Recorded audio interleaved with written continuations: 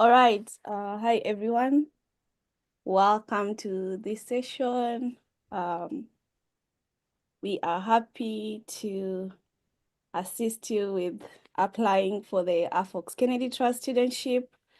So I think you've seen our faces so All far right. Hi, in the everyone. videos. Welcome Hi. to this Hi, everyone.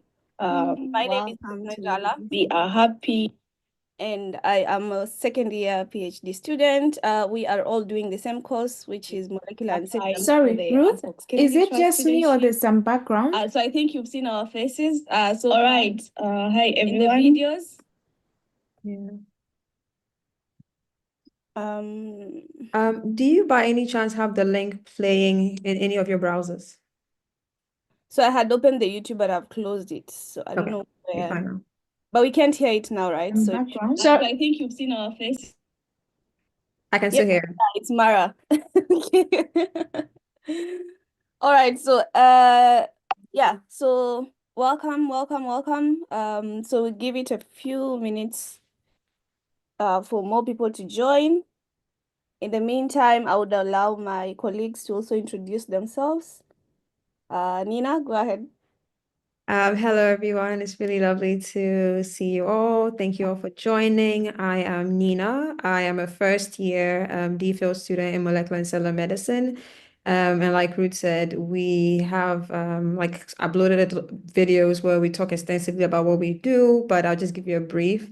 I'm currently working on Hep B, trying to discover antibodies that could be used to treat or cure hepatitis B.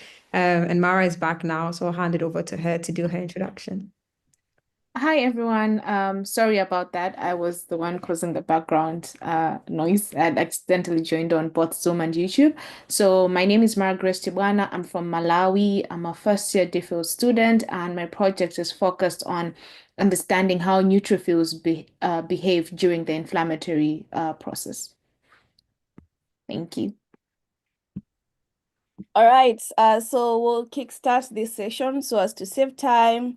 We have a few things that we would start speaking about, and then afterwards we will invite you to ask the questions that you have, and then we'll go ahead to answer them.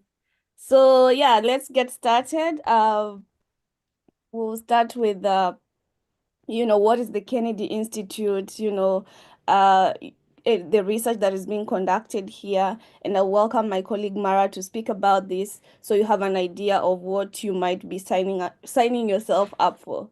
So go ahead, Mara. Okay, thank you, Ruth. So I'm just gonna beam a few slides because I thought it would be better for everyone to kind of grasp it this way. So this is the Kennedy Institute of Rheumatology. That's the front door right there. It's housed on Old Road campus, which is at the University of Oxford, particularly in Headington.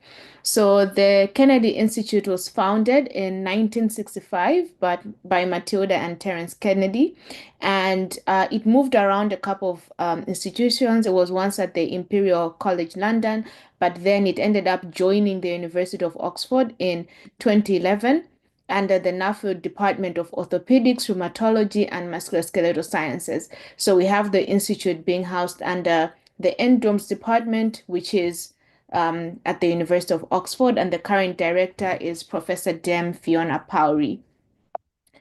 So the Kennedy is really the home of translational research. So for me, as a clinician scientist, this is what speaks to me because my goal is to actually be able to translate basic or medical science research into patient care and therapeutics and policy. And I think that Kennedy has been really at the heart of translational research. And the story that the Kennedy is known for is the discovery of human anti-TNF, which is a monoclonal antibody that is used to treat rheumatoid arthritis. And the clinical trials for this were done at the Kennedy in 1992 by Professor Mark Feldman and Ravindra Maini.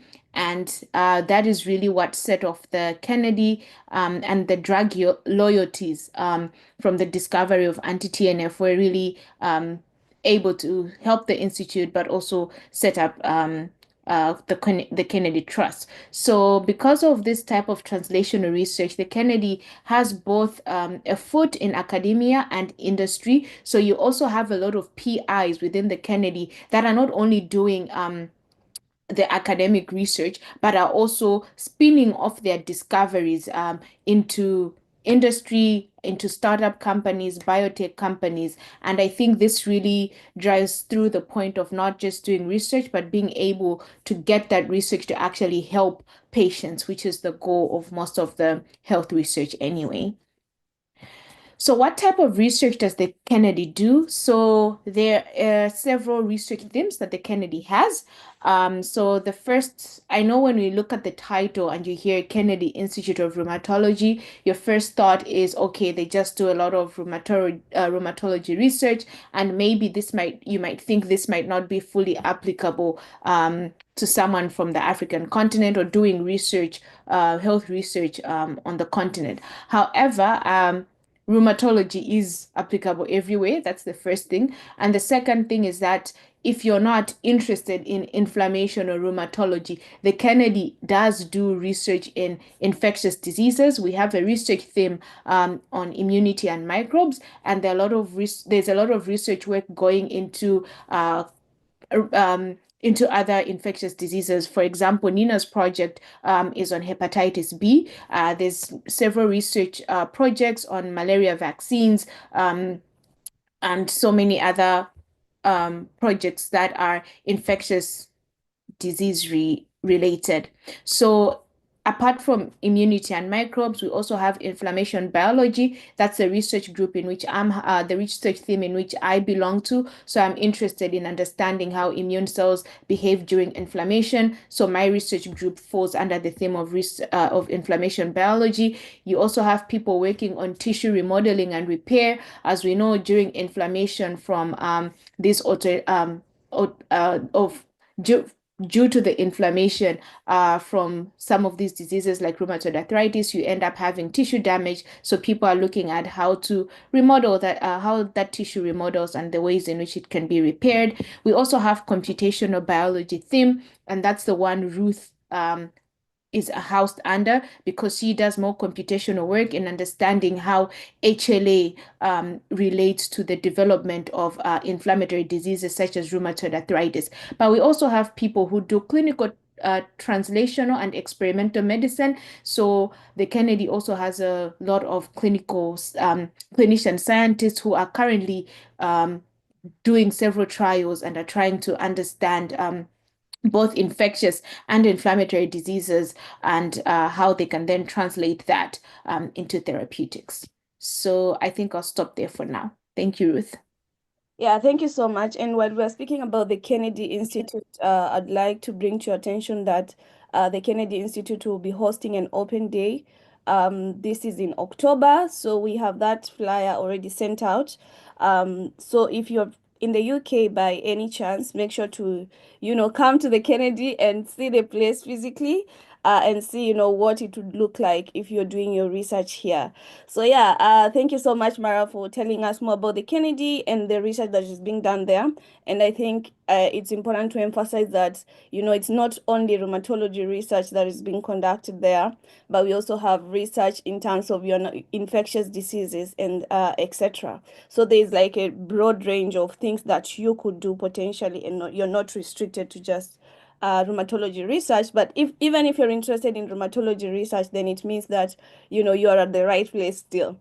So yeah, so now moving swift to talking about the studentship. What is AfOx? What is Kennedy Trust, and how do they partner together? So I will hand it over to Nina to tell us more about that. So thank you so much, Ruth. So as Ruth said, I'm going to quickly take you guys through what AfOx and the Kennedy Trust is, the remarkable work they do before I dive into the application process itself.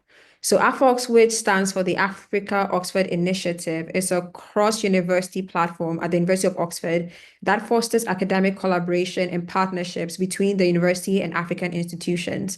And they do this with a variety of ways by supporting African researchers and institutions, promoting knowledge exchange and collaborative research, and also providing scholarships and funding for African students and researchers to either study or conduct research at the university.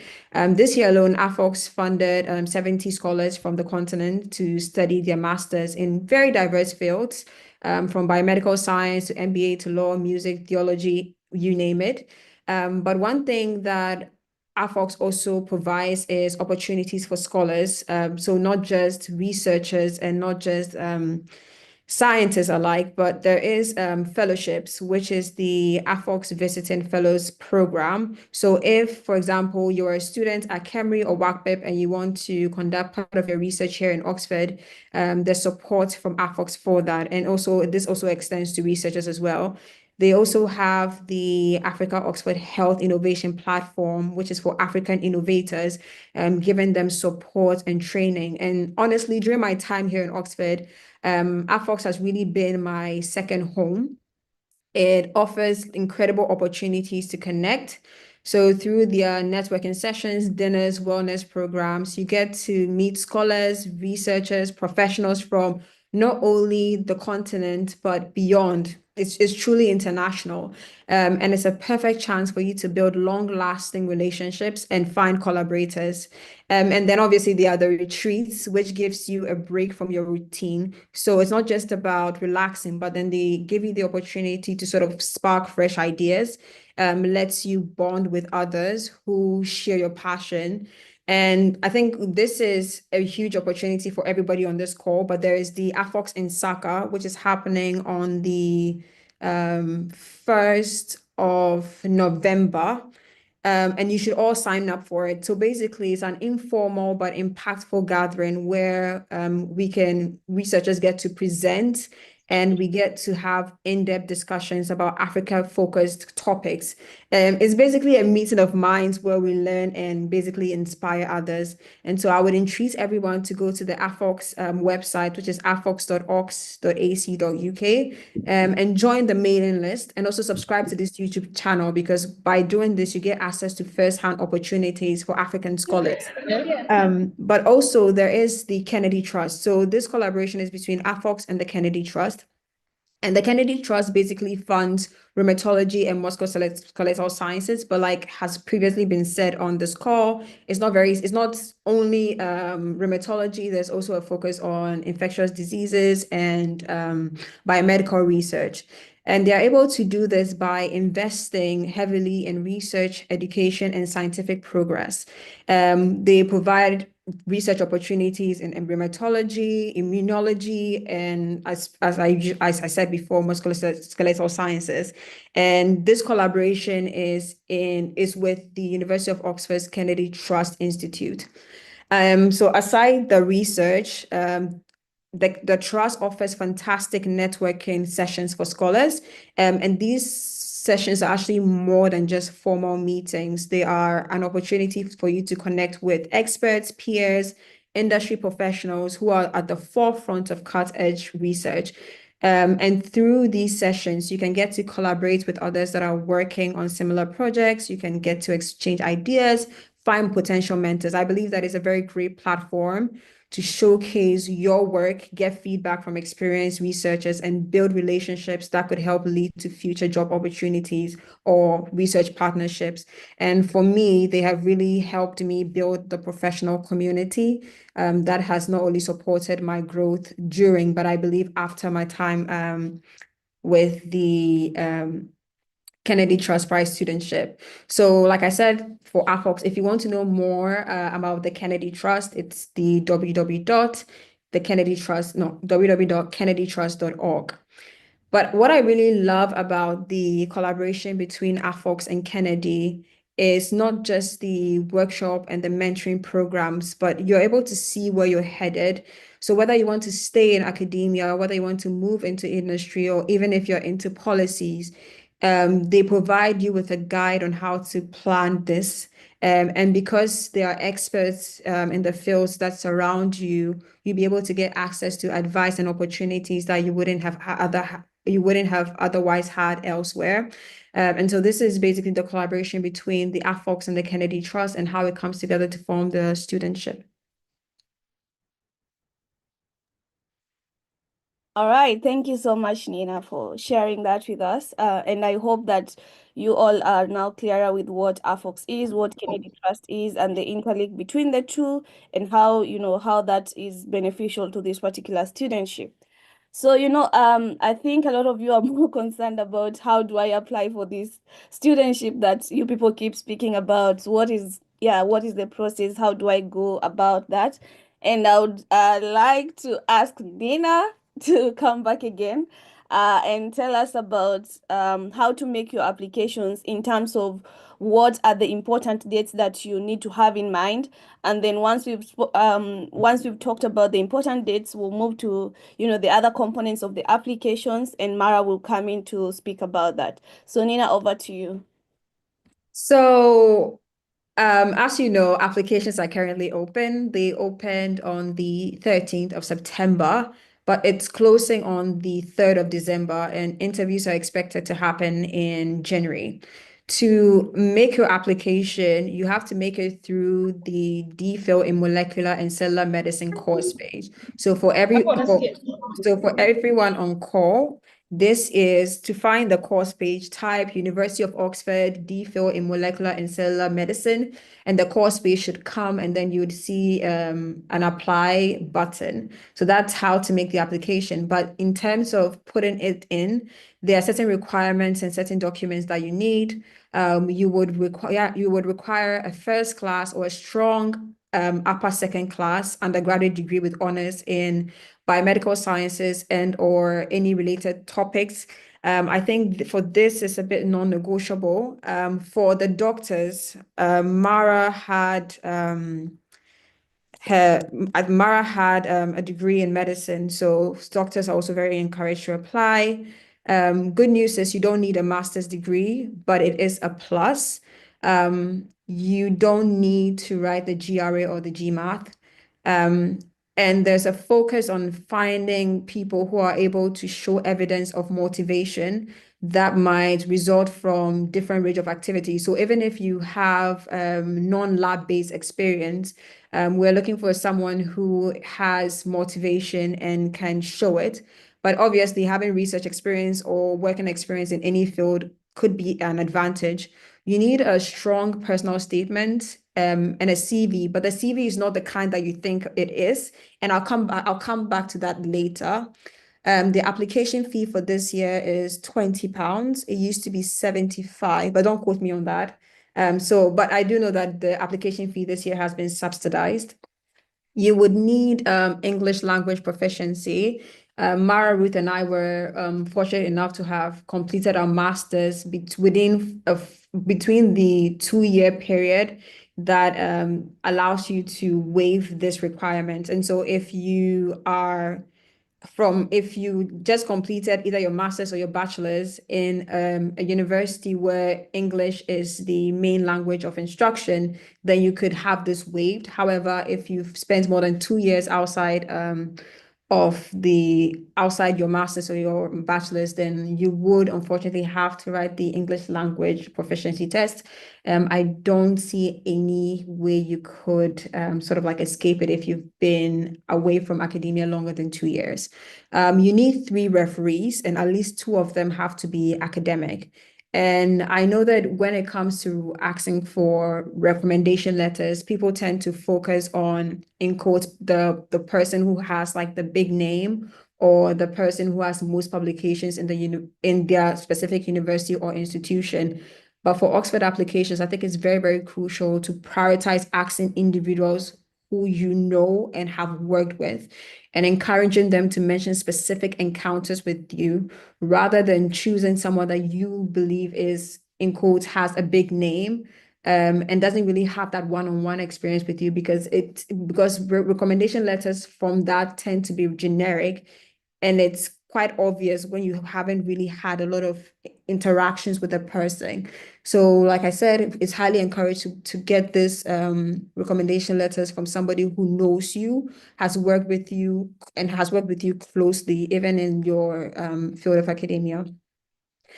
You may apply for a maximum of 3 separate advertised projects. per application. So in as much as you're casting your net wide, make sure that you don't exceed the maximum, which is 3 separate advertised projects.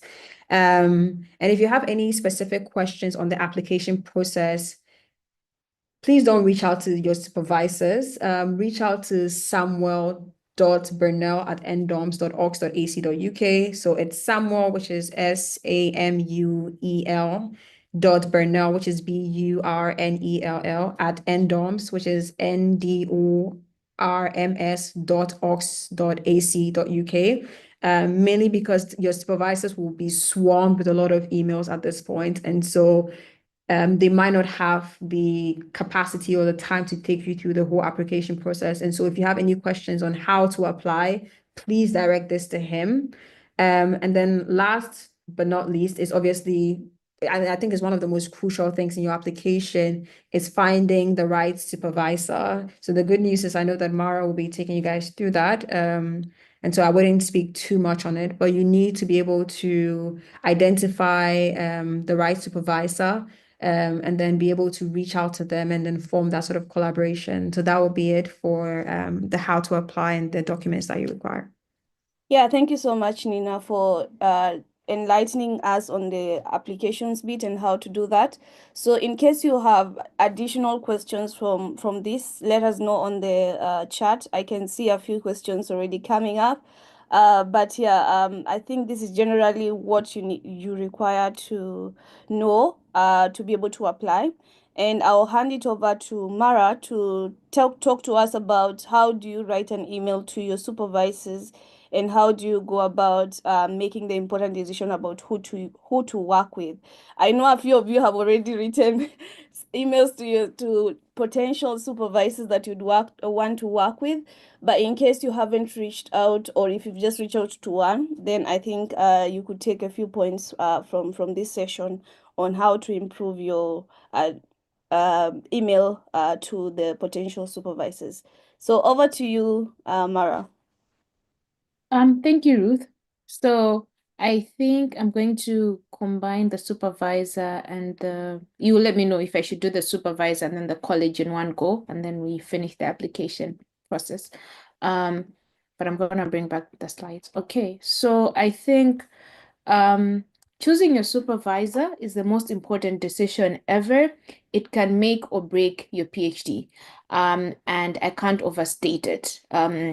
People who have PhDs will tell you that apart from the actual work, your supervisor is the most important thing.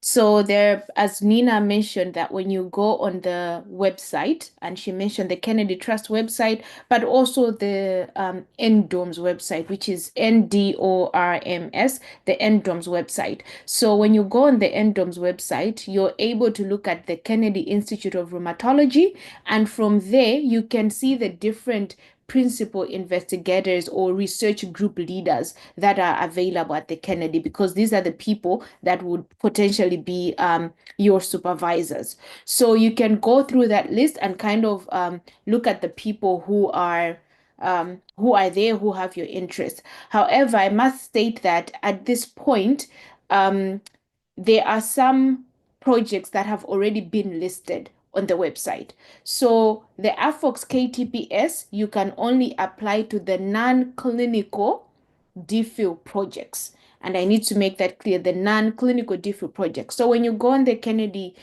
Trust, Kennedy Institute website, you're going to see that there's clinical PhD options, and then there's the non-clinical ones. So the ones that the AfOx KTPS is eligible for is the non-clinical ones.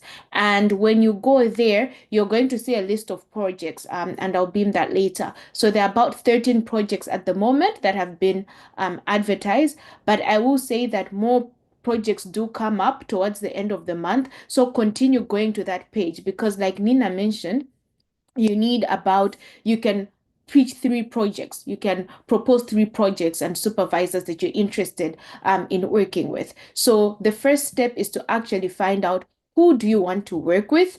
And what drives that is the work that you're doing, the motivation that you have, your future career goals and ambitions. So it all needs to be in line with the person that you end up approaching. I suppose some of you maybe have started reaching out to supervisors. Some of you have not started reaching out to potential supervisors yet, but this applies to both groups, that you can just go on the website. And one thing I must also mention that is that apart from having the advertised website, the advertised projects, sometimes when you approach a supervisor, they can be able to put something together for you and then advertise that. So please take advantage. If you see someone who you think this is the person I want to work with, their work aligns perfectly with mine. However, they haven't advertised the project. If you approach them in good time, obviously everything has to be done in good time. If you approach them, they can put something together for you to really apply for that project. And I think Ruth is a good example of that, where she had met her supervisor earlier and they were able to put together something that she could apply for. I mean, and I must say that other people will also see the project and apply to it. But what you're doing basically is you're working with them supervisor beforehand, because at the end of the day, the supervisor, as much as you want to work with the supervisor, if say a supervisor has 3 4 students that are interested in the same project, it comes back to the supervisor to decide who they want to work with. So it's important that you build that communication and rapport with your supervisor beforehand in case of situations like that, because remember, there might be several people applying, so know that those projects will be listed by several other people apart from yourself. So now you've picked your supervisor, you've figured out this is the person I want to work with, then you have to reach out to them. And the way to reach out to them, unless you know them previously, is to cold email them. And cold emailing, there's a skill to it. These are also things that you can look up online. But what I will say is that your cold email, it has to be super clear. I am this person. This is what I have. This is what I want from you. These are my attached documents. It needs to be clear. You cannot leave out any information, because remember, these people are being approached by like several people at the same time. So attach your CV. If you already drafted your personal statement, attach that personal statement. And make sure that all of those things are there for the supervisor to see. Highlight certain things. Tell them why you want to work with them in that email. So I am Mara Chibwana. I recently completed my master's in such and such a subject. I am interested in applying for the AfOx KTPS DPhil at the Kennedy Institute. I would like to work on this, and this is in line with what your research group does. I am happy to have a further chat, etc. I've attached my CV and my personal statement for you to look at. Like, be very clear, have everything there so that they don't have to keep coming back to you. And when they read it, they should be clear of who they're speaking to and what exactly you want from them. And in addition to looking at your supervisor, you also have to think about the type of person the supervisor actually is. A good supervisor is not just the person who has a lot of publications or has done groundbreaking work in that field. You really need someone who is genuinely a, a good person, someone you can work with. I think someone you can work with, your character, their character, they come together, you can have a good relationship with them. So one way to do that is to speak to the current students, because obviously if you approach a supervisor, you don't get the full picture of who they are just from an email or a call. So speak to the current students. If you go on Twitter, most of these research groups have Twitter pages already. You can find current students even on LinkedIn. So reach out to those students. Say, I am interested in working with this person. Can I have a chat with you in terms of what your experience has been with this current supervisor, so that you actually get feedback on the person that you're getting yourself involved with, because you do not want to start your DPhil and realize, oh my God, I think I made the wrong choice in the supervisor. And again, this is like the most important thing. And then also think about what matters to you. So that's my fourth point. Basic science, or you want more clinical type of science. So I'm a clinician. However, my supervisor is a basic scientist. She's not a clinician. And the reason I chose her was because I wanted to gain more basic science research skills, and she was the perfect person for that. However, as a clinician, I could have also chosen someone who is a clinician scientist, right? So I had kind of like two options there going. And the same goes for if you're a basic scientist. So you're a basic scientist, you can either work with another basic scientist, but if you want to have, say, more work that is clinically applicable or translated easily to patients, or you want to work in clinical trials, for example, then you might want someone who has clinical background and experience. So that also determines who you end up going for as a supervisor. So I think, yes, this is you and your supervisor. You will need your supervisor to keep resuscitating your PhD at several points during the PhD. So this is why it's very important, so that you're both working together to get the PhD done. And one thing I must say is that you are important to as much as the supervisor is important to you, you are also important to the supervisor. It's not a one-sided relationship. It's not just you gaining benefiting from the supervisor. The supervisor is also benefiting from you. I think most of the times, sometimes people come in thinking that they are the ones gaining more from the supervisor, so they're not really, they're almost, I don't know how to say it in the right way, like almost timid and feeling like they're at the mercy of the supervisor. But that's not true. You are both, it's a beneficial relationship. And definitely, this is why it's important, because if you leave your meeting with the supervisor feeling like you don't have any possibilities, then you went in, then you probably have the wrong person speaking to you. So this is just a list of the projects that have been advertised. Currently, there are 13 of them, and they list the different supervisors. Most projects usually have 2 to 3 supervisors, and it usually composes of 2 senior research scientists and maybe a postdoc, but they vary depending on the project. So feel free to go to the page, and these are the 2025 Kennedy Institute of Rheumatology non-clinical projects. So you can feel free, find the supervisor you're interested in, look them up. So for example, if you pick a project that has Kim Midwood, Fiona Powry, Home, and Anna, it's very important that you look at all of these 4 people and see who they are and get an idea of who they are, because you have all 4 of them supervising you. Yes. All right. Yeah. Thank you so much, Mara, for, telling us more about, supervisors. And I'd like to emphasize a few important things. And I think I'll start with the last one you mentioned about the mutual beneficial relationship between you and your supervisor. I remember I was telling this same thing to Mara and Nina, and I'm so glad to hear this from Mara again, that in as much as you as a student are looking for a supervisor, the supervisor is also looking out for you. So it's sort of like, you want me and I want you, sort of like relationship. So when you're coming into this conversation and requesting for a meeting with your supervisor, you should be confident that, these are the skills that I have. This is what I look forward to getting from the PhD, and this is how I'll be important to your project, so that the supervisor would also think that, this is someone that I can also work with and I can, pick, because they also want students. So yeah, just to emphasize on that, and also emphasize on the point why writing to a supervisor is important. So if you're applying to AfOx KTPS, it means you're applying to University of Oxford. And once one of the things that they require from you before applying for a PhD is that you need to have contacted your supervisor previously.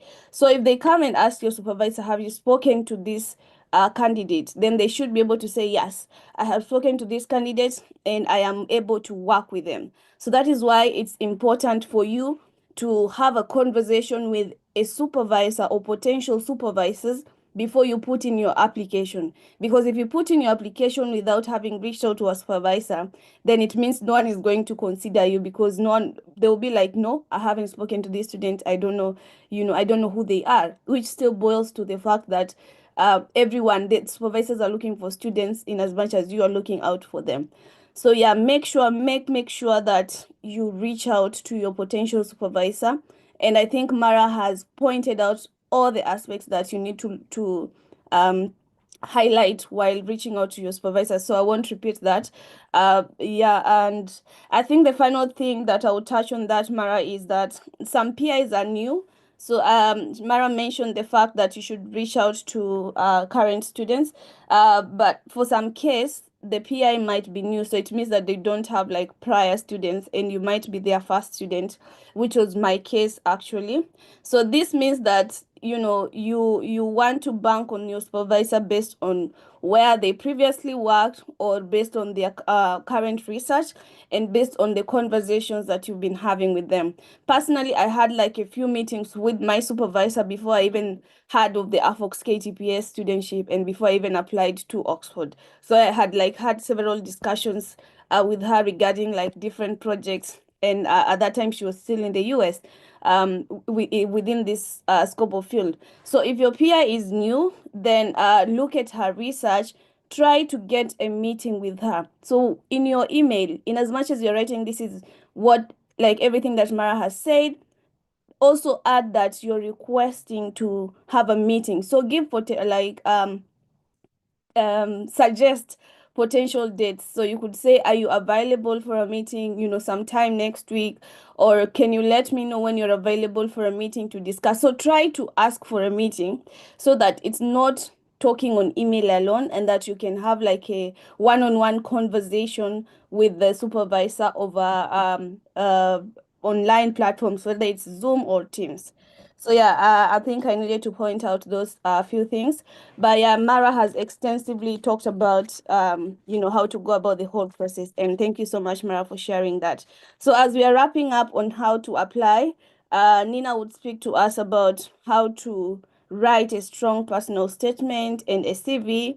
Oxford usually has a template that they require you to use for your CV. So Mara, sorry, Nina will touch on that.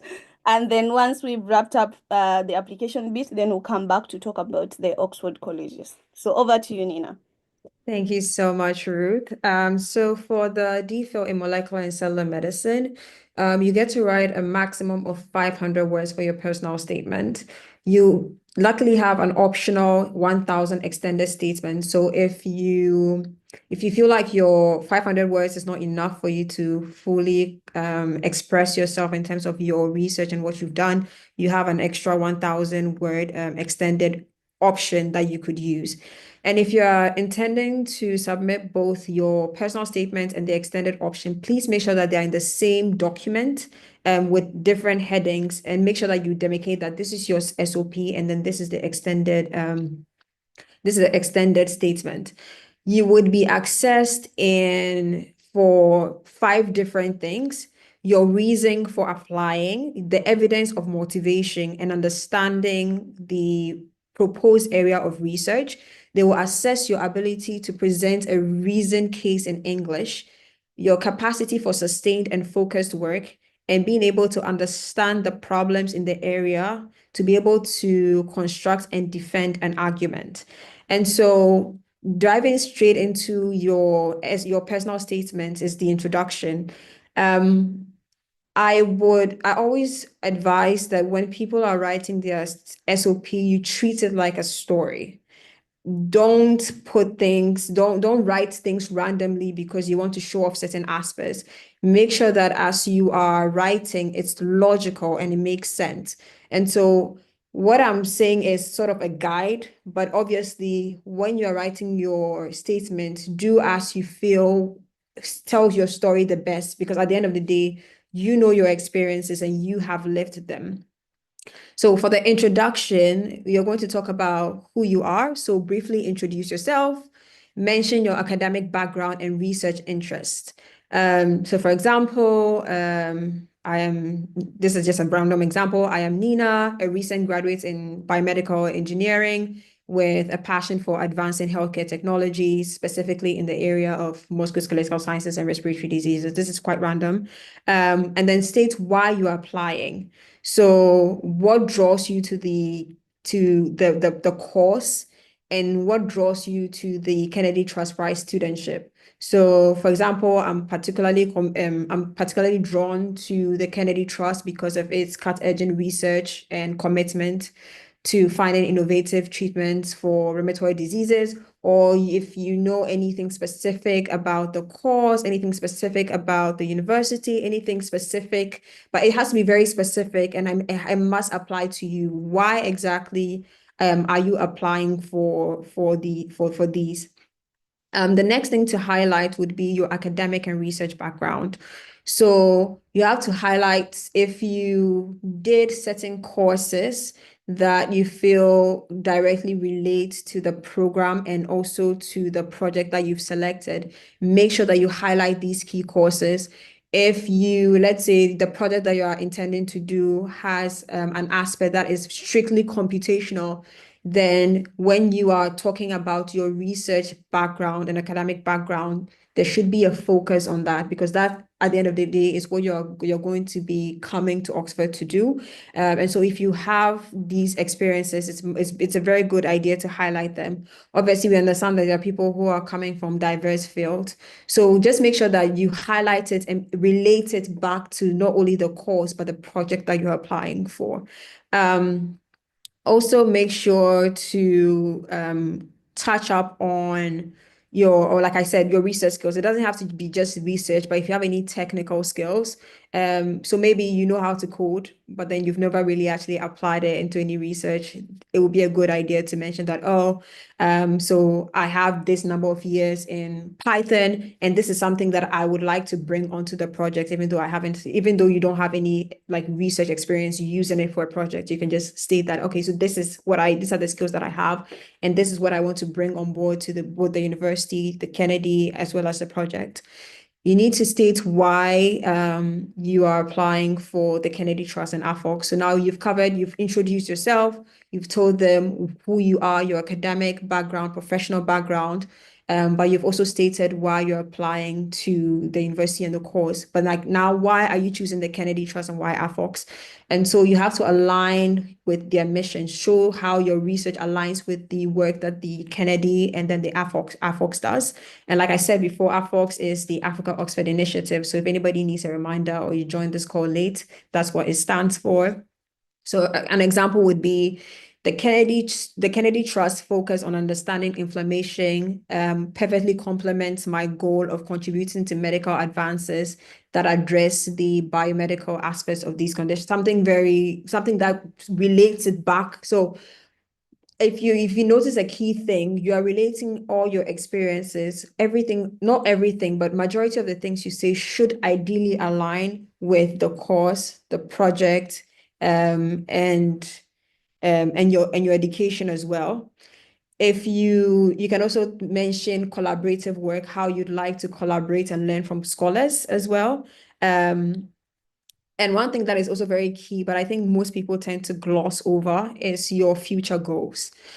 Short term, what do you want to achieve during the studentship? I think most people spend time talking about their experiences, the academics, why they want to approach the project, but then they don't, even if it's a line or two, you should ideally talk about the plan you want to achieve during the studentship, and also long-term goals. So how does this studentship fit? How does the course fit your future career? So, for example, during the studentship, I aim to deepen my knowledge on blah, blah, blah, and gain hands-on experience in immunology. Ultimately, I want to be a biomedical scientist and perform research that focus on discovering antibodies in Hep B. So this is quite random. That's why it seems like my sentences are not coherent, but you should ideally mention short-term goals and then your long-term, and then always conclude. Summarize why you are an ideal candidate and express your excitement for this opportunity. And I think most people tend to gloss over the importance of showing excitement, because when someone reads your personal statement, when they read your SOP, they should be able to tell who you are, and also know they should be able to see the motivation. And like I said before, you would be accessed based on your motivation. And so so try as much as possible to show your excitement for the course. So with my strong foundation in blah blah blah and work experience in advancing, I am eager to learn and contribute and grow as a researcher under this fantastic scholarship or whatever it may be. Make sure that you express a lot of excitement. And so to summarize, highlight your passion for the project, for the course, and for the program, which is the funding, which is the Afox Kennedy. Showcase your motivation. Mention why you're interested in the field, what inspired your research journey, and that should go with your introduction. Discuss your research experience. If you have thesis, relevant internship skills you've gained, and link it to your future goals, what you want to achieve during your time here and what you want to achieve afterwards. And also sort of demonstrate how the studentship aligns with your career and academic aspirations. So these are the key things that I believe that you should capture. 500 words, it feels like it's not enough, but it's more than enough. But luckily, the program is giving you another opportunity for an extra 1,000 words. So technically, if you want to use everything, you get 1,500 words to actually showcase all these things. And so I would say take advantage of the extended statement. I took advantage of the extended statement.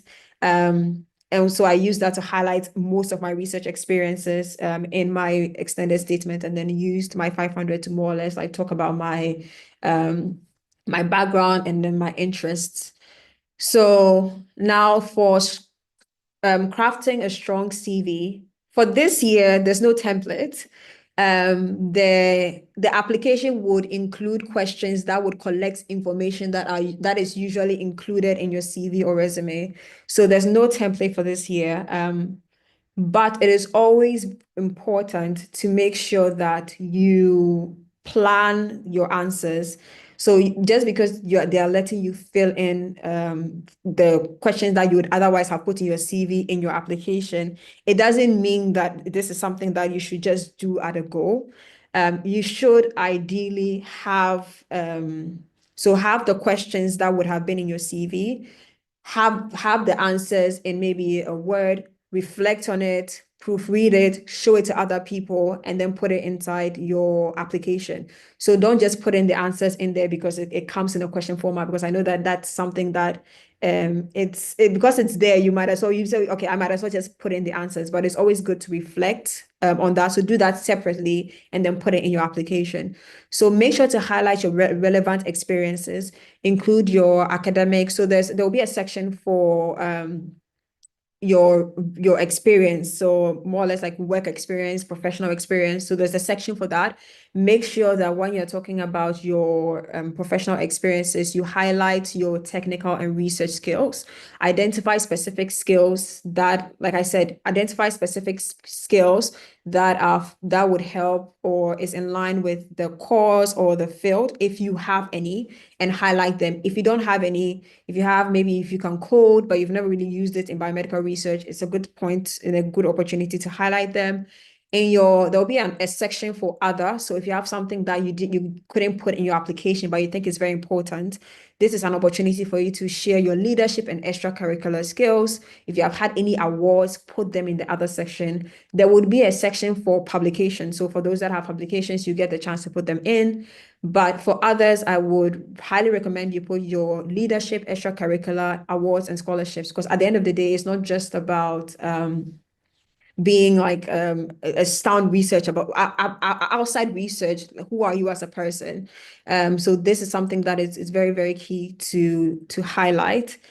Highlights your academic achievements. So when you're putting in the section for your academics, make sure that if you have any academic achievements, there's going to be a section, put that in. Research projects, internships can go under professional experience. Put your internships, research projects that you've worked on under there. And so a strategy that I would give to you guys, because the CV is now incorporated in the application, is to start early. Like I said, allow yourself to have ample time to be able to review your application requirements and tailor your documents accordingly. Make sure that if I know it's going to be in the application, but put it in a separate document and have other people have a look at it. And I think that would be it for drafting the perfect SOP and CV, and I'll give it back to Ruth.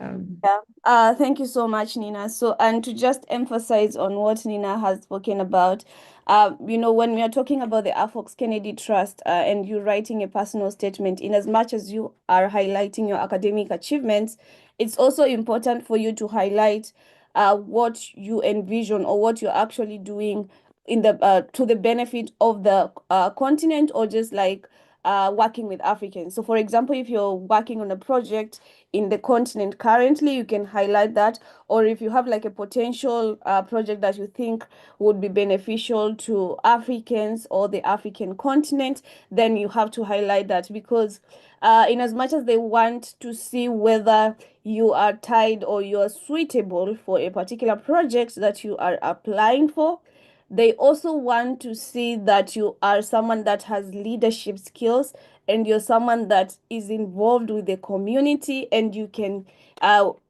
whether it's giving back or paying it forward, whichever you would like to classify it as, they want you to showcase that.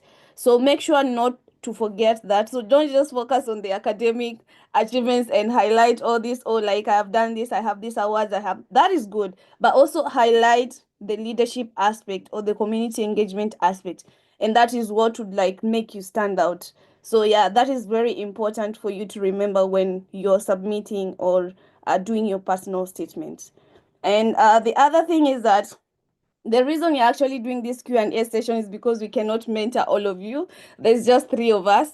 So we might be limited to the number of people that would take in the mentorship scheme. So what we would recommend is that whilst you're writing or preparing your application materials, like Nina has highlighted, make sure to find someone that can look at your materials. So don't just write up things and submit them. Make sure you find like a mentor or someone that can give you feedback. It could be someone that is in the scientific world or someone that is not in the scientific world, because either ways they would try to like understand what you're trying to say in a layman's perspective. So you can get the science perspective and the non-science perspective to see whether your application is making sense before you submit it. So yeah, try to find someone to polish your applications before you submit it. We might just take a few, I don't want to say the number before people come and kill me right now, but we will be taking a very few of you in the mentorship scheme. But that doesn't mean that you are not good. It doesn't mean that you shouldn't submit an application to Oxford. It just means that we are limited in terms of resources, because there's just the three of us, and we have our PhDs going on. We have community engagement projects that we get ourselves involved in, so we might not have time to help all of you. But this means that, you have all this, all the resources that we have shared, all the information that we have shared, both in this call, and as well as the videos that we have done previously. And what we will also do is to attach or send you guys a comprehensive application guideline to Oxford, so that in as much as you might not end up in the mentorship scheme, you still have all the resources.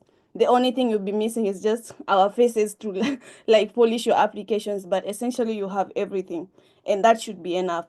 So we wish you all the best. And before we answer your questions, I would invite Mara to close it down by speaking about how to choose a college, because this is also something that is important to your application. So they will ask you, which college do you want to join, and you need to select. I mean, you don't have to select it, and it doesn't in any way contribute to them taking you or not taking you. I personally didn't choose a college when I was applying. After I got in, I chose a college. So you don't necessarily need to choose it, but it's also important because it adds to your Oxford experience. So when you get here, you'll be like, I'm part of this college and this is what it offers. So Mara, over to you. Thank you, Ruth. So just to finish it off, I think this is the most fun and exciting part, choosing a college, because your college is like your little home here. And I think you can really gain a lot from choosing the right college. So, how do you choose a college? Okay, it's all come in one thing. I didn't want it to come like that. But the first thing is I would try to explain college systems. So a college is Oxford is divided into organized into separate colleges. There are about 40 to 43 of them, and every student belongs to a college. Um, so apart from getting admission into your course, which means you have admission to the university, you also need to be admitted to a college. And as Ruth mentioned, you can either choose to pick a college or you can choose not to pick a college, depending on what you want. Um, for me, I think choose a college. You don't want to end up at a college where you don't, or if you're not quite sure, it's okay to leave it blank. But if you have an idea, then choose a college. And your college is your home because it's what offers you accommodation, it offers you community. There are dining hall dinners that we go to, all the nice Oxford Harry Potter traditions that you see. Yeah, that is in your college. So it's very, very important. So what is important? When you're choosing a college, unfortunately, how it works, you have rich colleges that are not good on community, and then you have colleges that don't have a lot of money, but are very community centered and are a nice place to be in. So there's always a trade-off, to be honest, when you're choosing a college. There is always a trade-off on something. And when I say rich, what I mean is that all the Oxford colleges are ranked. If you just even Google what is the richest college in Oxford, you're going to see St. John's coming up. So St. John's is the richest college, and how that is defined is based on the number of property or land and all these things that the college has. Why is this important? The amount of money that your college has may sometimes affect the services that your college provides to you. So that goes to the long-term effects. So for example, accommodation. If your college has a lot of money, accommodation will be subsidized. It will be cheaper. It will probably be very nice accommodation. However, if your college does not have a lot of money, it's also going to affect that choice, right? And then you also look at the money then comes in terms of the funding that is available to you as a student. So if you want to apply for research grants, travel grants, all of those things are attached and affiliated to your college. So yes, so you need you need to make sure that you have a college that can actually, it has like a bit more money, you can apply for a research grant here. Some people, you're very athletic, you like hobbies, there are some colleges that can give you a grant for your research, for your sporting activities. Some colleges there are some colleges that go extra. So that's the important of it. Just make sure it is a college that has all of these things. The other thing is welfare and support. Like I said, your college is your little home here. It needs to be a place where you actually feel at home. And unfortunately, all these things do come into play. This is Oxford. Not everything is the same. There's still a lot of things that are changing. Some things have changed, some things haven't, and that somehow infiltrates into how certain colleges are managed. Because you're, as a person of color in other colleges, you might find integrating within the college a bit more challenging than at other colleges that are more diverse. So those are the things that you also need to think of in terms of welfare and support. So what I've done is I've listed, these are the colleges that that the DPhil in molecular and cellular medicine, rather, these are the colleges that take students who are on the DPhil in molecular and cellular medicine. So how it works, not everyone can just go to every college. You go to a college depending on your course, because colleges also have values. There are certain colleges, for example, Reuben, that is very big on health research, science, and all of that. So Reuben is like that. You have another college, for example, Merton. Merton is known as, it's a college that has money, but it's also a very academic college. It says people that go, they end up doing very well in academics. So you also have to think of all of those things. So all these colleges matter. if you're someone, sometimes people put their college course down to, oh, it looks nice because certain colleges, for example, Wolfson is a more modern college. If you go online and check Wolfson College, it doesn't look like your Harry Potter feel, because everything in Oxford, trust me, is at least 100 years old, minimum, at least minimum. So if you go to Wolfson, Wolfson looks like it was built recently. It's not as old. If you go, for example, to New College does have old buildings. So all those things end up coming into play as you're picking the college that you want to go to. And I would say, think about the long-term effects. Some people might want colleges that provide couple accommodation. So you can also look at that on the website. The college usually says we provide couple accommodation. We don't provide couple accommodation, because that might be important. If you're coming here with a family, a college that provides couple accommodation is actually a plus for you compared to one that doesn't. So all of these things then come together and form your college decision. So what I would advise for you to do in terms of choosing a college, I will not tell you which colleges to avoid because I could, but I will not tell you which ones to avoid. There are kind of jokes that go around within the community, the student community, depending on how much money a college has, or the like, if it doesn't have a lot of money, or if it has a lot of money. If you ask Ruth, Ruben is known for dining with the dinosaurs. So you're able to have dinner in this old museum that has all these dinosaurs. It's beautiful. It's a very, like I said, it's a very academic college. So they usually also have talks during those dinners on different academic subjects, not just health related. So that's New College.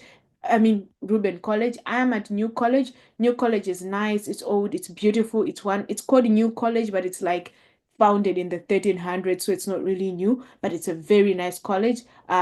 I would tell you the downside of my college. My college only provides accommodation. It doesn't provide couple accommodation, and it only provides accommodation. That singles accommodation is only for 1 year. So after 1 year, you definitely have to move. So these are the things that you need to consider when you're applying for a college. Nina's college is not listed here, and because Nina is at Exeter. So what I did want to say is that sometimes you can be admitted to a college that is not on this list. It depends on other funders coming in and saying this is other money that we're giving towards your studentship, apart from the AfOx KTPS funding. So that might end up taking you to a different college. And I think in Nina's case, she's also funded by the Clarendon, and also it's the first president, I think, from Ghana, if I'm not mistaken, and he was at Exeter College, and that's how she ended up at Exeter. So there are a few things that go into choosing your college. But what I'll say, go online, look at the different things that matter to you, and what is the college offering. Yeah, that's it, Ruth. Yeah, thank you so much, Mara. I think if there's something that you should leave this place with is this college aspect, because I think we haven't talked about that in deep or in extensively, but I think Mara has covered that extensively. So yeah, don't say you didn't know. You know, now you know. So you have an option, and you can go and browse and do your research and decide what college you want to go to. So yeah, I think now it's time for us to take your questions. We have a few of them in the chat. And before we do that, I think there's a proposal to talk about side hustles, about surviving in Oxford. AfOx KTPS provides the studentship for 4 years. So technically, you should be fine for 4 years that you're here. And actually, the stipend that AfOx KTPS provides is a little above the normal stipend that all other scholarships get in Oxford. So technically you should be okay. But like in terms of side hustles, there's a lot of things that you could do here in the meantime to get a bit of money here and there. There's opportunities like junior dean in colleges. Junior dean is like helping out the students in terms of like pastoral duties. So you could do that. And then AfOx also has like these small engagements that you could be part of. There's so many things that you could be part of that could give you, some money here, some money there, that could top up or your upkeep here. But technically, you shouldn't strain so much on that. And I think at this point, what would be more important is for you to think about how to get into the AfOx KTP studentship.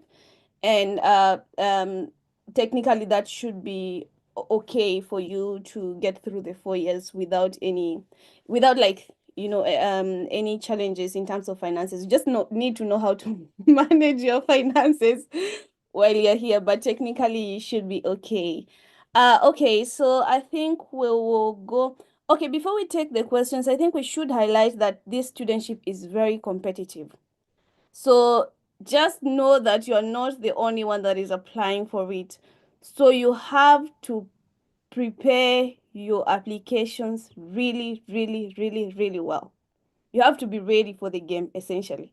So they only need to take one African. So you can imagine this one person can be from anywhere on the continent or in the globe. Actually, I was in the continent when I was selected. Nina was in Glasgow. Mara, I think, was in the continent, but was initially in the UK. So they technically can take you from anywhere on the globe, but they only fund one person, which is like the sure bet. Like in some instances, they can take two of you, but it's not guaranteed. The guarantee is that they will have to take one person. So make sure, yeah, I think it's important for you to know this so that you're not just, submitting your applications. But yeah, this is very competitive. So bring your best game on, and this shouldn't deter your, how to apply, because I think you don't know whether you are the one or you're not the one. So you have to take a chance on yourself and say that in as much as I don't know, or in as much as they're taking one person, I might be the one person. So don't you rule yourself out or don't cancel yourself out. Just prepare yourself, prepare your materials, get a mentor, and submit your applications. So yeah, let's get to your questions. And I think I'll start with, sorry, Mara, I'll have to go back to you because that's the question on medical doctors, whether they need to, how they check, whether you have a first class and second class, because I think medical degrees don't have that. Do you want to speak about that? Okay, thank you for that question, Ruth. This is the fun part about having a medical degree. When they ask you your grade, all you have to write is non-applicable. I loved that part of the application. However, what that means is that they do take a closer look at your transcript because obviously it's not graded. So they do take a look at your transcript and try to at least get an idea in terms of your at least your classification in the medical degree, at least have a vague idea from that based on your grades throughout the medical course. However, don't worry about when you're typing in the application, you really don't try to give it a grade. Just say this, it's not graded, it's not applicable, and that's where it ends. And then when it goes to, when you have the section on uploading documents, you upload your medical degree, and additionally, you can have your medical degree and your transcript as one folder and upload it onto the website. I mean, onto the portal. Yes. Thank you, Mara. And moving swiftly because we are running out of time. Nina, can you touch on the aspect of whether I think, I don't know whether it's Mara that mentioned that you could attach your personal statement to the emails, but do you want to touch on that and also on the aspect of whether you can cold emails all the three professors at the same time? So for the personal statement, if you're going to attach it, please make it the 500-word one.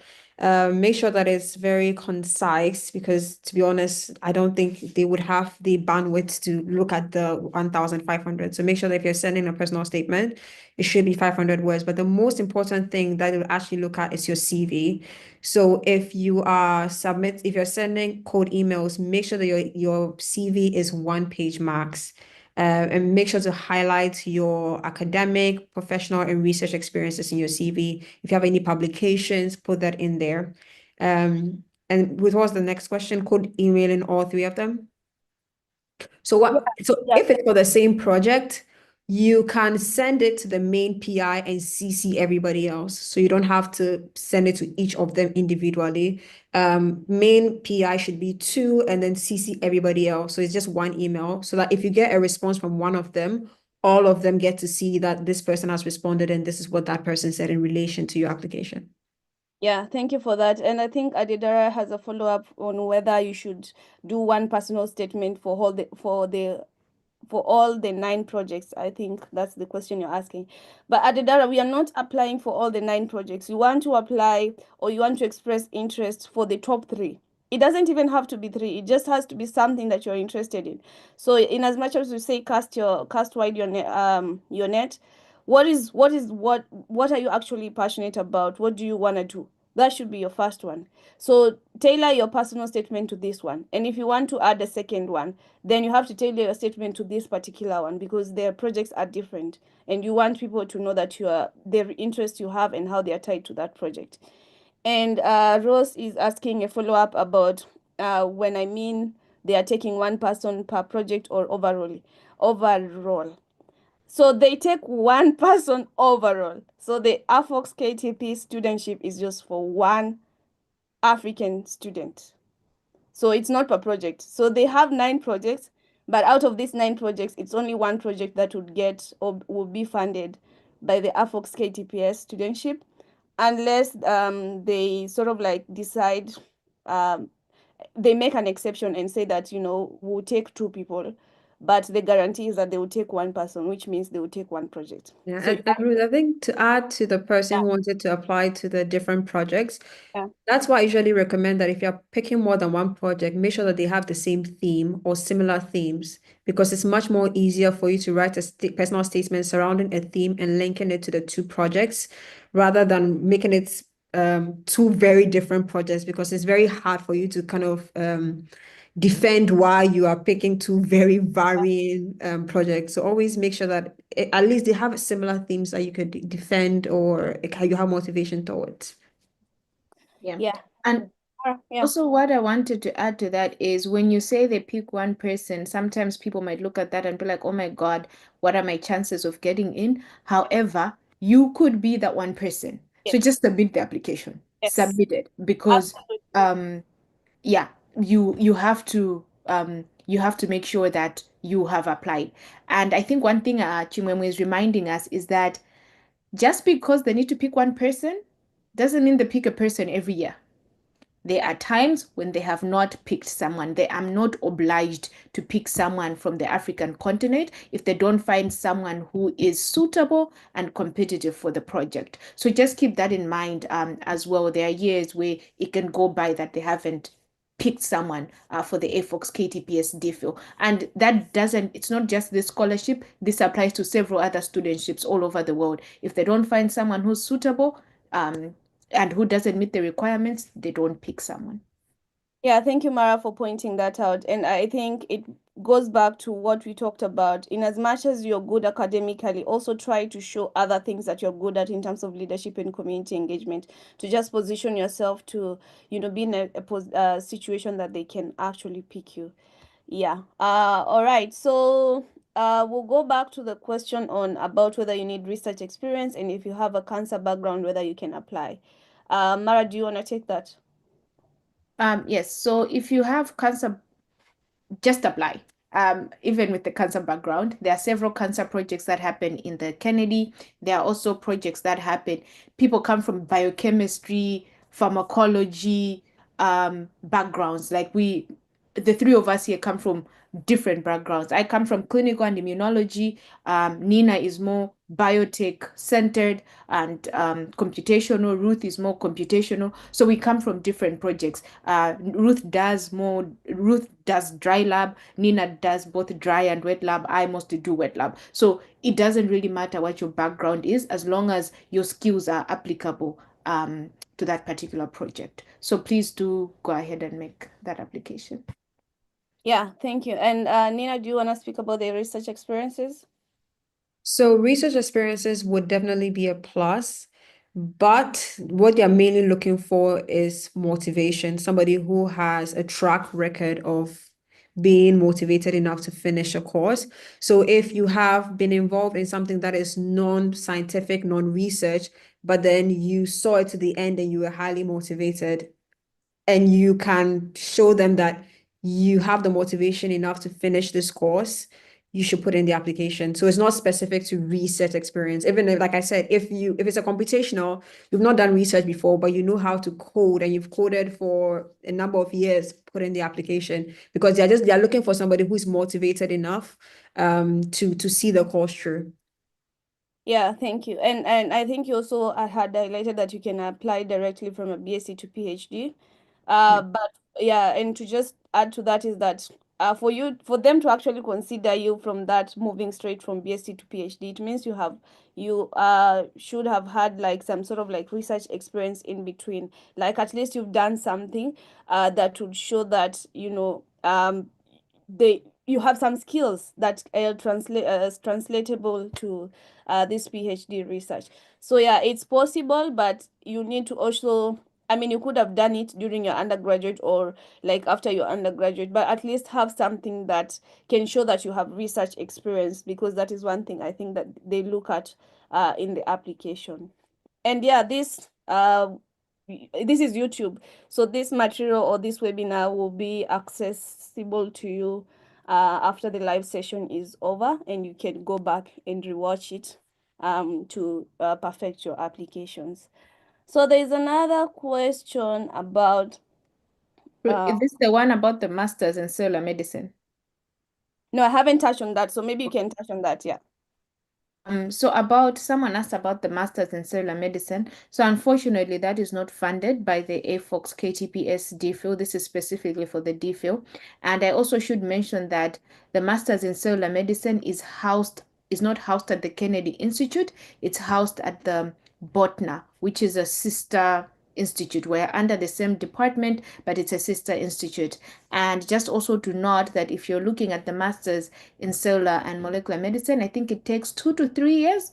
So that's something to also think about if you want to go down that track. Because if you do a master's for 2 years and you kind of apply to a PhD, I mean, you could just add 1 year and then have the PhD. So just something to think about.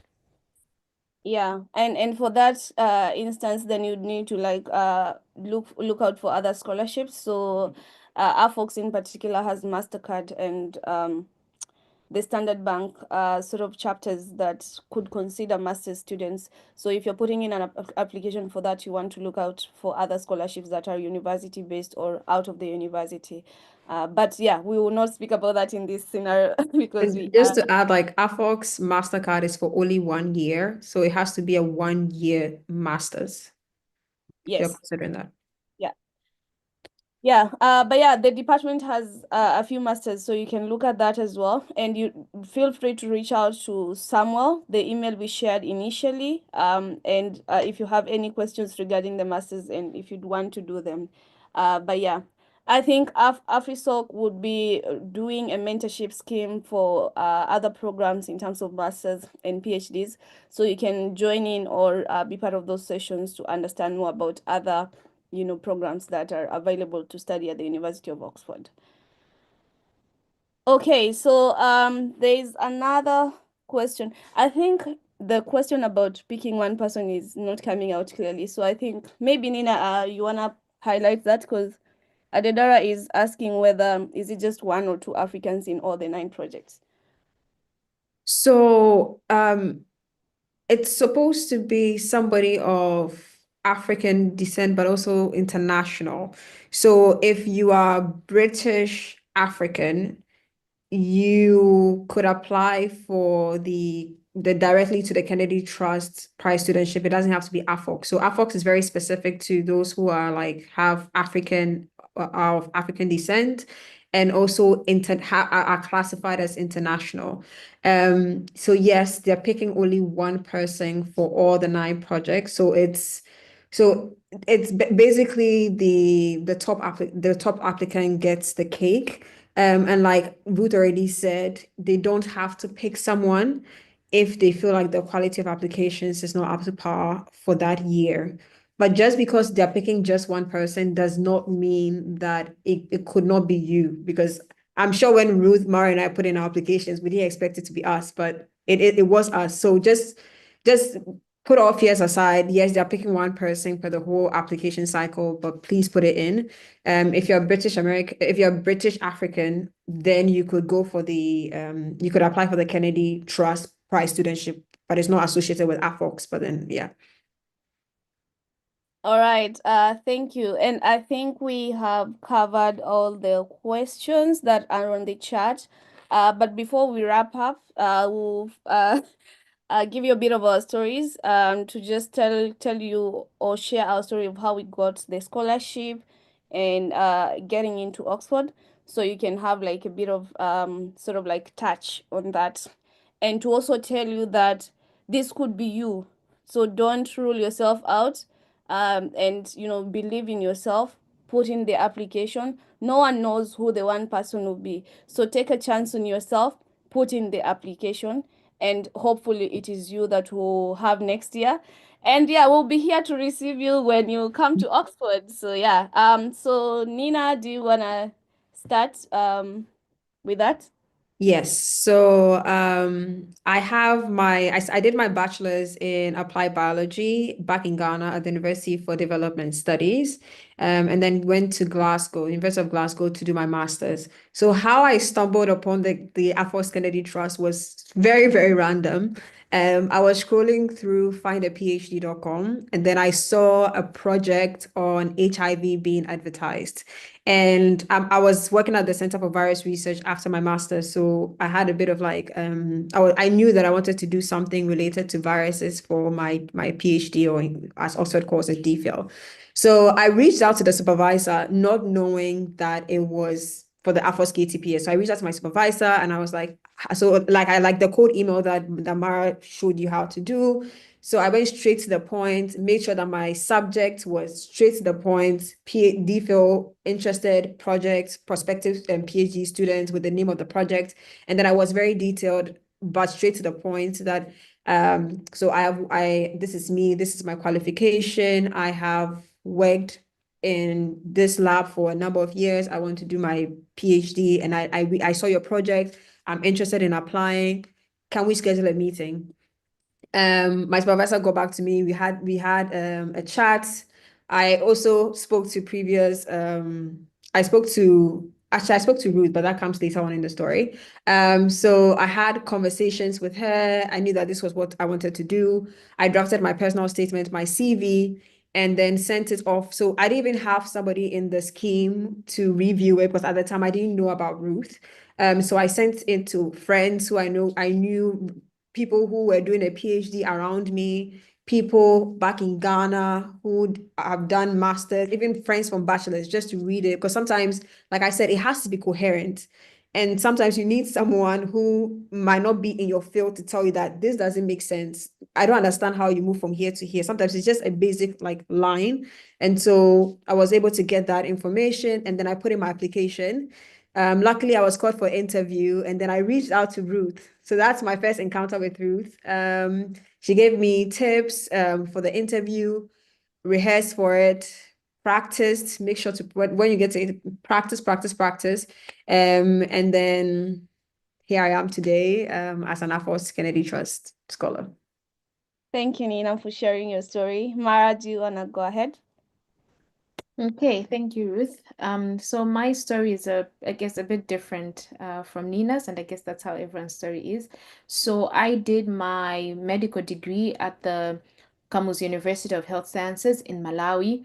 And I think following that, I did my clinical internship in Malawi, and then I came and did my master's in integrated immunology here at the University of Oxford. So that was just a general graduate application. I applied to the master's I wanted by the course deadline, in this case for you guys, 3rd December, and I was able to get a scholarship by the university.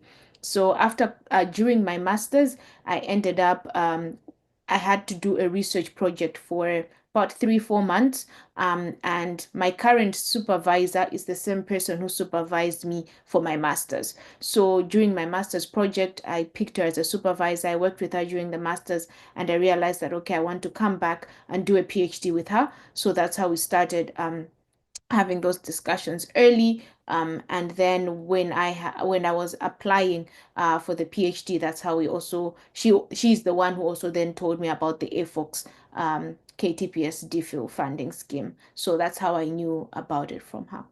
Yes.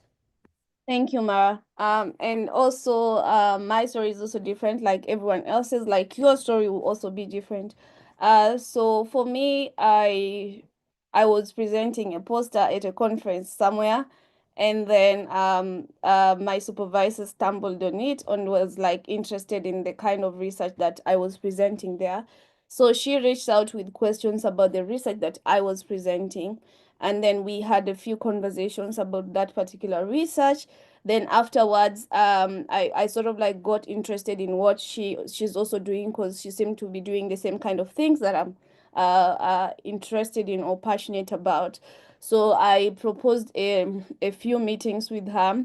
So we had like an introduction meeting over Zoom, and then we had a follow-up meeting to discuss about things in the HLA scope of field and what is being done and what gaps are there and what could be. At this point, I don't even know about the AfOx KTPS studentship, by the way. At this point, we're just discussing about, the research, the HLA research and what gaps are available. And she's still in the US at this point. And then I come back later on and I'm like, I would like to pursue a PhD. Do you think you have like sort of like ideas on, questions or research that I could focus on in this particular field? And then we sit down and discuss a few questions that could be important. And I chip in and say, this is what I'm interested in. Then from that, later on, I disappear from speaking to her for a while. Then one day I see her reaching out and telling me that she's moving to Oxford, and that Oxford has this studentship that they've advertised, and she has a project and she'll be listing it on the website. So she asked me that if I'm still interested in sort of like this HLA kind of research, I should go to the website and look at the project. If it's something I'm interested in, then I apply. So this means that I didn't need to reach out to her again to discuss about whether or not I'm interested, because we had already had those conversations before.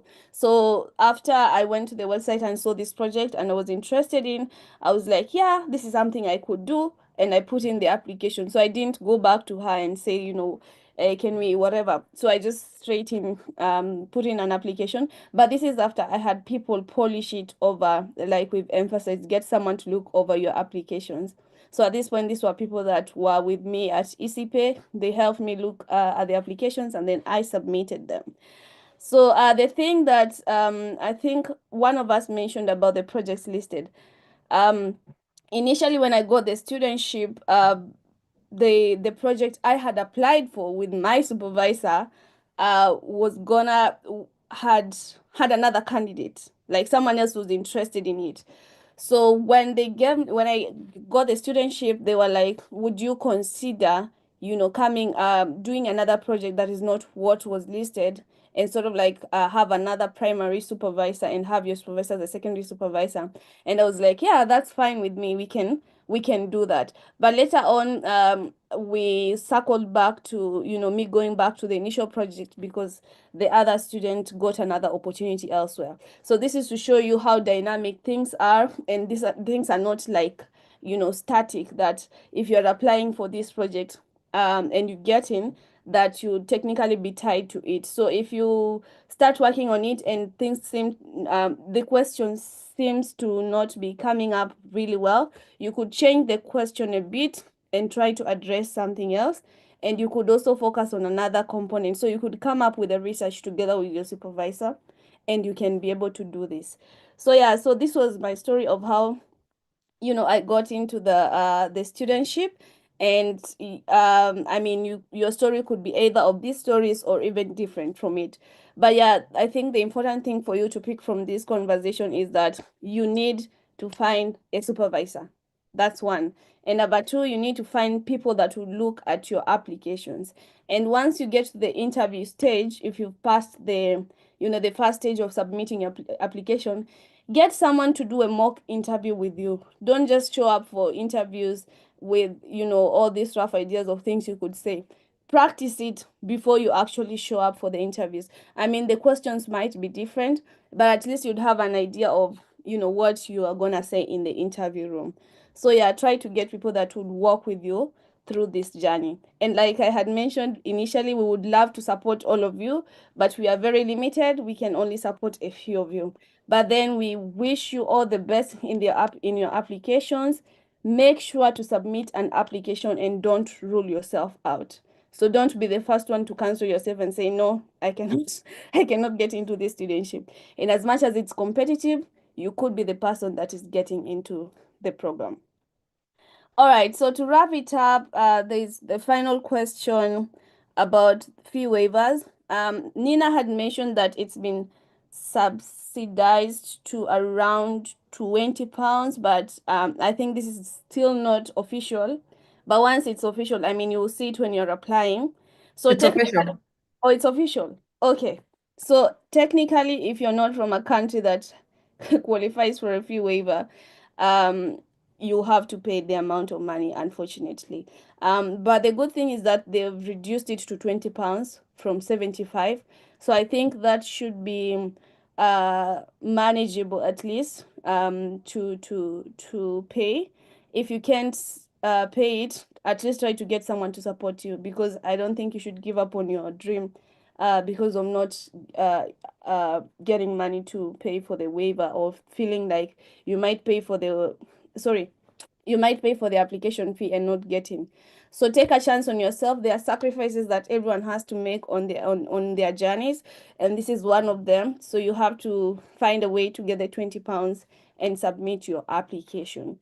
So yeah, I'll give my colleagues 30 seconds to wrap up and say there are some final words, and then we will end this call. Yes, so I'll include this into my 30 seconds. But if you are still struggling for fee waivers, I would recommend that you check out the Oxford University Africa Society. We're launching a mentorship scheme on the 29th, which is next week. And if you get onto that mentorship program, you might be given a fee waiver. So I would encourage you to look at the University of Oxford Africa Society, check out the websites on YouTube as well, LinkedIn, Facebook, all the social media platforms. But I am looking forward to seeing you guys, at least one of you, in Oxford. And please, please, please, we know it's one person, but put in the application. It's worth it. It's absolutely worth it. The whole experience is worth it. Thank you, Nina. Mara? So I think I just wanted to say this is an amazing opportunity. I would say go for it, give it your best effort, and just make that application. We're so excited to have you in Oxford, and we do hope that we get to meet you. And please, once you've applied, and you've gotten to the interview stage, feel free to look us up online. Any one of us, our emails are available even on the website, and contact us, and we'll be happy to even help you prepare for the interviews. So this just doesn't stop here. It takes you through all the way to the interview process as well. Thank you. Yeah. Thank you so much, Mara, for bringing that up. Yeah, I think, yeah, if you get through the interview stage, in as much as we might be, doing a lot of things, let us know. Just reach out to us. We will organize a mock interview for you. So just make sure you get to the interview stage, and then we'll prep you for the interview. Yeah, so I think that summarizes everything from our end. Maybe before we leave, I should mention that Mara is part of the student committee at the Kennedy Institute. So if you're coming to the Kennedy Institute, this is the face that you'd meet for during the orientation week. And I think we've talked about the student committee in the videos. So if you want to know more about that, go watch our videos. We spent a lot of time creating those videos for you, so make sure you watch them. And then Nina is the parent president for the Africa Society as well. So that's also important for you to know. So there's the Africa Society, and there's the Africa Oxford Initiative, which is the organization. So the Africa Society is the student body that supports students in different social academic events. So Nina is currently the president. So you can see the caliber of people that we have on the AfOx KTPS scheme. So this is to tell you that, I will overemphasize this because we do not want you to not come to Oxford. We want you here. So in as much as you're highlighting your academic achievements, please, please, please, please, overemphasizing this. Highlight other things that are not academic related. If you're doing something with the kids, something with the girls, something with the boys, something with anyone, community engagement, highlight that in your application. This is very important for the selection process because they would say that this person is good in terms of the academics. They can do this project, but also they are not just limited to self. They can assist others. They can work with others, and that is what would put you at a standard that will be competitive. So don't forget to talk about that as well. And again, we wish you all the best in your applications. Oh, Ruth, Unfortunately, one thing. yeah, Sorry, one thing. yes. I just wanted to mention, Timon was reminding us just now. It's all women here so far in the cohort. But just to mention that this application is gender neutral. It just happens that for the last couple of years that it's been running, we're the ones that are here. But it doesn't mean in any way that that affects who they will select next. So please, it doesn't matter. Just go ahead and put in that application. And Ruth is also forgetting to mention that she was the vice president of the Africa Society for the last year as well. So you come to Oxford, you not only get the PhD, but you get to do several other things which have an impact beyond the PhD. Yeah, thank you, Mara. And also, maybe I should point out that I think all of you received an email from Johnny the Science. I run a website, sorry, a platform called My Science Journey. I think some of you might have seen it. And this is a platform where researchers or scientists get to tell their stories. So if this is something, I mean, this should be something you're interested in because you want to understand people's stories and learn from their challenges and achievements. So make sure to also join that platform, and hopefully you can benefit from that. But anyways, this call was meant for the AfOx KTPS, and this is where we end. And to just emphasize, we wish you all the best. Unfortunately, we cannot mentor all of you, but we are here to hopefully the information we've given you on this call will be helpful. We will also send you a resource, a step-by-step application guideline to everyone that signed up that can help you with the process as well. And if you get to the interview stage, let us know, okay? Let us know. We will create time to do a mock interview with you. So yeah, and also before we wind up, I think we should also thank the AFOX team, in particular Chimwemwe, who's been very supportive in, not only organizing this call and ensuring that you all can join us on YouTube, but also just supporting us in the design of the overall, application material to ensure that you get here next year. So yeah, thank you, Chimwemwe. Thank you, AFOX team. Thank you, Kennedy Trust team as well. Our graduate studies officer, Kim Midwood, as well as the entire Kennedy Trust for also supporting us and for, listening to our ideas and ensuring that this information is out there, and also, giving us the chance to be here by giving, offering the AfOx KTPS studentship. So yeah, thank you, Kennedy Trust team, and thank you, AfOx. Yeah, so that summarizes it, and we hope to see you in Oxford. Goodbye.